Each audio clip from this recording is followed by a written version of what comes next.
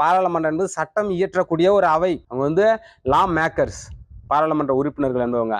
அப்படி அவங்க என்ன சட்டத்தெல்லாம் ஏற்றுறாங்க, எந்த சட்டம் மக்களுக்கு பயனுள்ளதா இருக்குது அப்படின்னு நம்ம பார்க்கணும்.